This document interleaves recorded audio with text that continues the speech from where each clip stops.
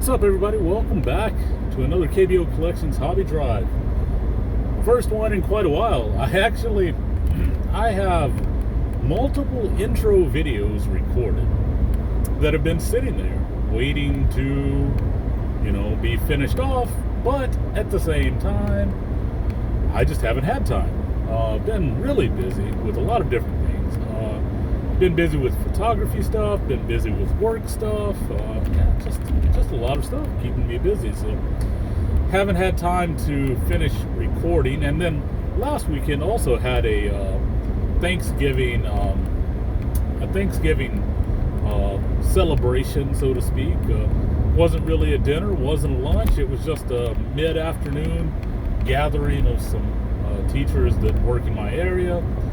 And yeah, we had, well, we didn't have turkey because turkey isn't a thing here. But, I just went to Costco, grabbed some stuff, grabbed some salad, some roasted chickens, some pizza, some,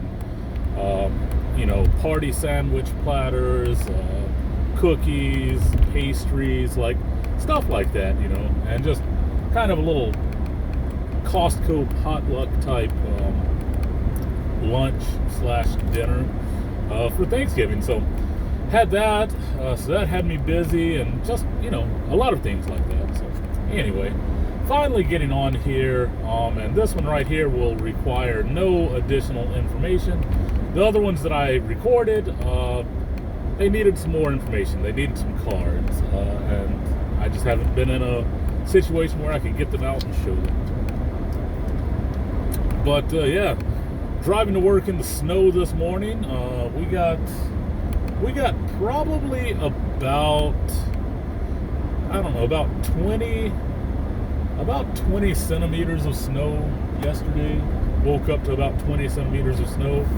So that's roughly about 3/4 of a foot, essentially. 20 centimeters, that's about, or sorry, not 3/4 or 2/3, however you want to stack it.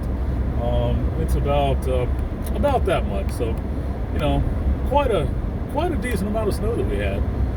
So I had to clean the car off, get all that going and stuff. And then last night, we had a bit. But this morning, cleanup was very quick and easy because it was really more of an overnight dusting. So, I was able to just get up and, just knock the dust off the car. So, no big deal this morning. But yeah, so what I wanted to talk about today, though, I actually watched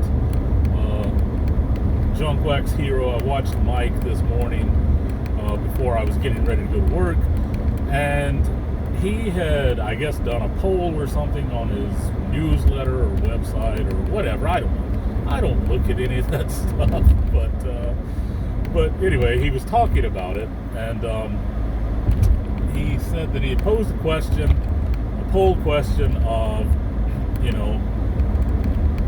where do you feel like, in the hobby, do you feel like the best is still ahead of you, or it's already passed? So for you, like as a collector.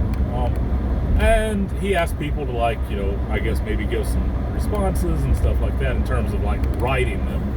But I didn't vote in the poll, and I didn't write anything, so I'm going to make a video right now. By the way, he didn't ask for any video responses. He doesn't even know that I exist, other than like when I comment on a video, which is no big deal. But what I wanted to say about that question is, I feel like anything can be the best still in front of you, if you are willing to look at it in a positive way, if you're willing to make adjustments and things like that. I think there's always a chance of the best lying ahead, and there's also always that chance that the best has already passed you by. But the thing is, I think it's good to like kind of keep some hope that like the best is still yet to come. Look forward to it.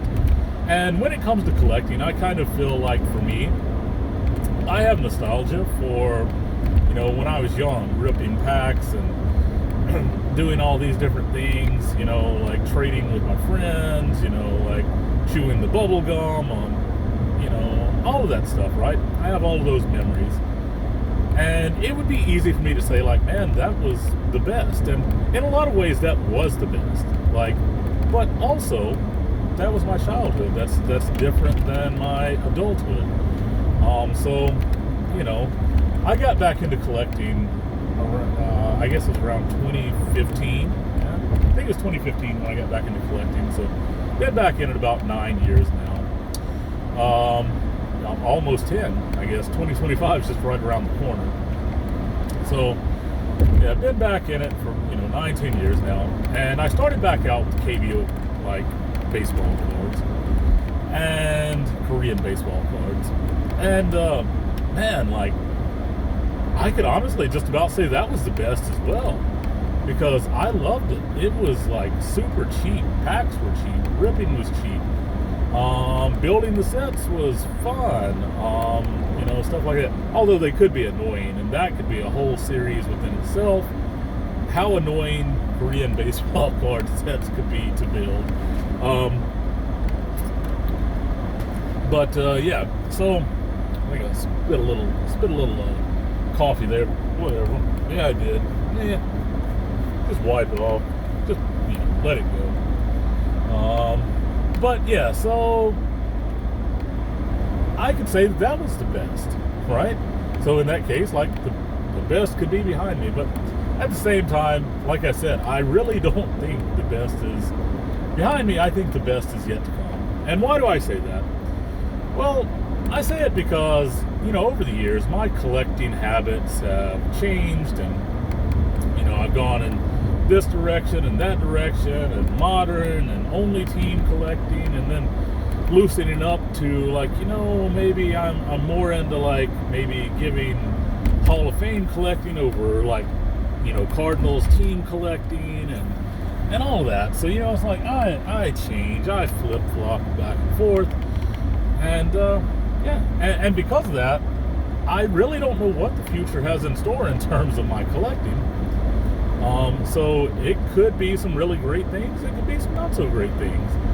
But at the end of the day, I think it is, I think it comes down to what you make it, in terms of your collection. What you make it, that's how you're going to find enjoyment in it and find good things. Like, 카드 전액은 11,690원입니다. Yep. Okay, good, lady. That's my toll gate telling me, some stuff. But yeah, so, for me, like, there's still a lot of cards out there that I want, especially since I've gotten into more of a vintage and pre-war and even non-sports. There are a lot more cards out there that I want. And to be quite honest, as I acquire them slowly, through, buying singles, I don't rip packs anymore. Love ripping packs, but I don't do it anymore just because it's, like, to me, it's too much of a gamble at the price that it's at now. And even things like Big League, I think Big League, maybe they still make it, I don't know, anyway. Things like that, they just don't give me that excitement. They don't give me that enjoyment. So I honestly think I've moved past that, that ripping stage where it's like, I can let that be a thing of the past. I can let that be a thing of my childhood. And a thing to me when I got back into collecting. And I can let that be that and move on to curating a collection that, I want. And not letting the packs dictate what I get, but letting my bank account dictate what I get in singles. So that's kind of the way I look at this whole thing. So ultimately, all of that rambling and everything and going around and here and there with it, I believe that the best is yet to come for me in collecting, because I will slowly acquire cards that I want, rather than opening packs. Now, anybody who says the best is behind them, I am fairly sure that they have a lot of valid points for that I probably agree with. And some of them are probably even what I mentioned in this video, like the expense of, opening wax and stuff like that. And I can totally understand that. Like, for me, I was willing to accept it and move on from it. And that's just kind of, I don't know, that's the way I am in a lot of things in my life. I just kind of accept and move on because there are a lot of things that I can't change, and it is what it is. So anyway, that's about all I had to say. I just wanted to jump on and just say that I wanted to do a video response to a video that didn't ask for a video response, basically. So hope you enjoyed it. What do you think? Is your best collecting still in front of you, or is it behind you? Let me know in the comments, and go over, check out Mike's video. I will leave a link to that.